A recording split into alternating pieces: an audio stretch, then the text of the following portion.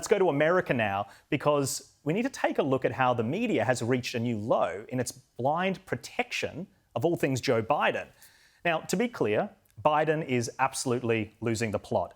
A week ago, he told a female reporter asking a legitimate question about Russia and Ukraine that her question was actually stupid.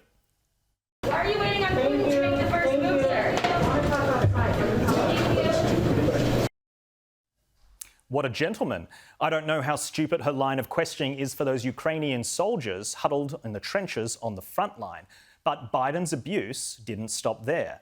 This week, he abused a different reporter for asking a remotely tough question, calling Fox's Peter Doocy stupid before swearing at him. Do you think inflation is a political liability?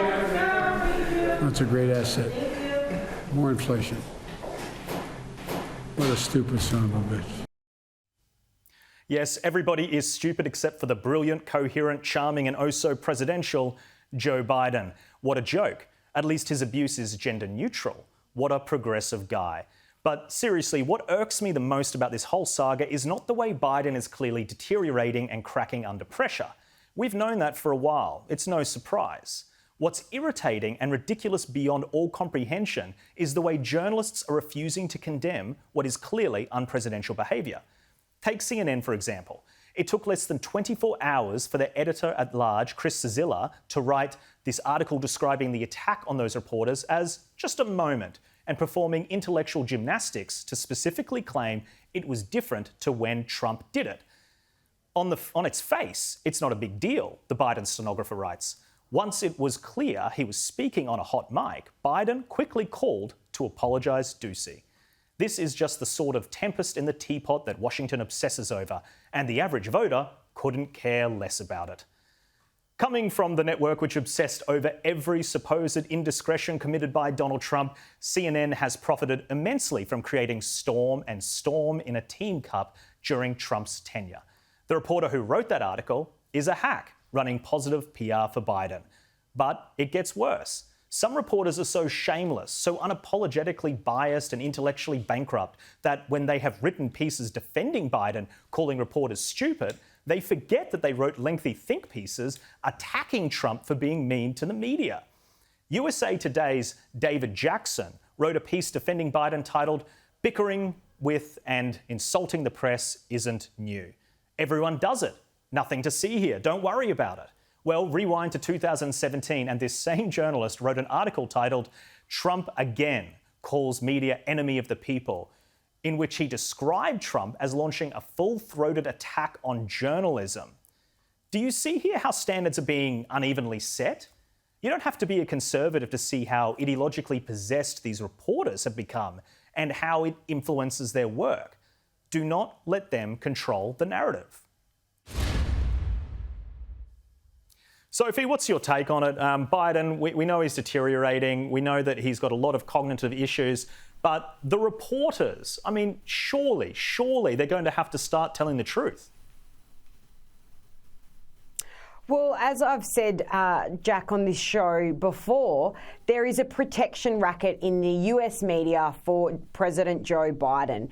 There has been in the lead up to the election when he was elected and right through his office there. And I think this shows that, there's a real cheer squad for Joe Biden. Yeah. And I think the fact that he was caught saying such a thing to a reporter shows what Joe Biden is really about.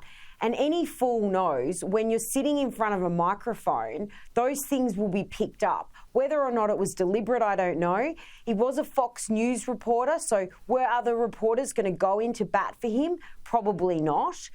But it shows Joe Biden up. But I think Joe Biden has a lot more problems on his hands, such as soaring inflation. He said he was going to basically stamp out COVID. He has failed to do that. The handling of Afghanistan. There's so many issues that Joe Biden's had since he's come to office. His popularity is plummeting by the day. I think this guy isn't up to the job. I don't think he has his faculties. But again, we have a left-leaning media that cheer him on and are his fan base. Yeah, and Caroline, this insistence from CNN that the average voter doesn't care about these outbursts. Can you imagine if Donald Trump called a female reporter stupid from CNN. Can you imagine how long that would dominate the cycle? Do you think that they are playing by a different set of rules? They would milk that for all it was worth. Look, they were upset that he drank a glass of water with two hands. Yes. Right? And how he fed fish. They were offended by the way he fed fish. Look, this is actually, the protection racket is actually not about the president, it's about the press. Because the press went so hard on Donald Trump and they mollycoddled and they did everything possible to be able to support the Biden campaign and then the Biden presidency, now that it has been such a spectacular failure, they do not want to admit that it's been a failure because that reflects on their credibility, of which we all know they have none, but they don't want to admit that because they don't want to admit they were wrong, that it was the wrong call. And in fact, America and the world more generally is so much more worse off. You know, Sophie said the handling of coronavirus has been appalling. The way they withdrew from Afghanistan was just a total disaster. What's going on in Ukraine at the moment, you know, there is a lot of criticism about the way that has been handled. The US, the price of fuel has gone through the roof when they used to be a net exporter of oil and they're now a net importer. And these are things that have all happened as a result of the Biden presidency. But they are things that the voter does care about. And so CNN wants to kind of wallpaper over all those sorts of things because otherwise it affects their credibility.